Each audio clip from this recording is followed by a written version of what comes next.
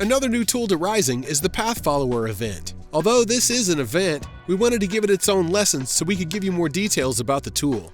It's similar to the Object Position event, but this tool only animates an object or objects along a predetermined path. It works along with path nodes, which are key points you place along your animation path. Let's start out with the path nodes. Let's go to Tools, Common, General, and scroll down to Path Node. Like other objects in the editor, we have the X, Y, and Z axis rotations available. Keep in mind though, the object being animated will match the node rotation as it moves along the path. So if you rotate the nodes, the object will rotate also. Looking at the properties, the first thing we need to talk about is Next Object. Normally, when you select path nodes with the Path Follower event, the game automatically selects which nodes the path will follow. Select this and you can manually select the next point on the path. Next we have Previous Location, and you guessed it, this is where you select the previous point on the path. Next is Move Camera. You can use this if you're making a start animation for your track. It will give you a preview of the in-game camera view, so you can adjust it if you need to. Hit X once you're happy with the view, and the node will be set to the new rotation, and you will be returned to the Properties menu.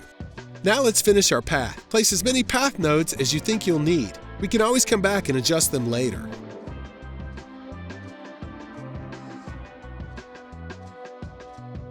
Now let's spawn a Path Follower event. Open up the properties and skip down to Rotation Enabled. Unchecking this prevents the object you are animating from changing its rotation, no matter how the nodes are rotated. Select Target Object is how you select the object you want to animate. Start Path Node is where you select the first node in your path. Once you do this, it connects all the nodes and draws the animation path. The next three sliders determine on the path where the object will be placed. Starting with the animation end value. This is the number of steps the animation will take to reach the end of the path. A lower number will give you more jagged animation, and a higher number will give you a smoother animation. 10,000 is default, and we're going to leave it at that because we want a nice smooth animation. Animation value is where the object is on the path in steps, 0 being the start of the path and 10,000 being the end of the path. You'll most likely want to connect this to a curved data source. This will animate your object along the steps of the path. We will set the start number at 0 and the end number to 10,000. The duration is going to be how long it takes for the object to animate from the start to the end of your path. Remember, you can change the curve, loop it, or invert second half for different options in your path animations. Keep in mind, with this event, we don't need an impulse to activate it. The curved data source will do that. Animation start value is how you can delay the start of your animation. So, for example, if you have the start value set at 1000, the object will go to the start node and not move until the count in the animation reaches 1000. Keep in mind, this will speed up the movement of your animation because there are less animation steps. There are only 9,000 steps now, so it may not be as smooth.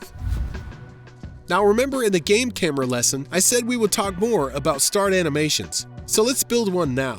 The best thing to do first would be to plan it out. Decide how many clips you want and where you want the animation to go. Once you have a good idea of what you want, then you need to start placing your path nodes. I recommend using the Move Camera option to get a good idea of how your animation will look.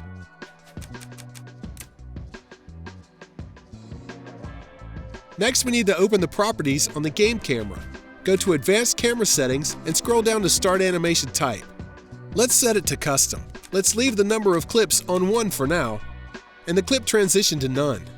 Next, we select the animation start path by clicking on our first path node. Now we can set the clip motion type and set the clip duration. Let's set it to 4 seconds.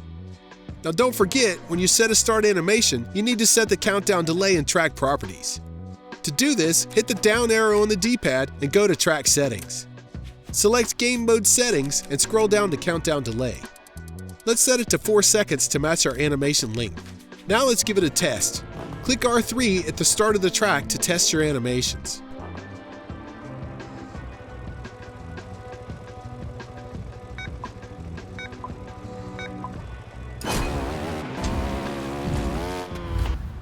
To add another clip, you just set up the path nodes and go to the game camera properties. Select the number of clips, and a slider below gives you a selector to adjust the settings for each clip.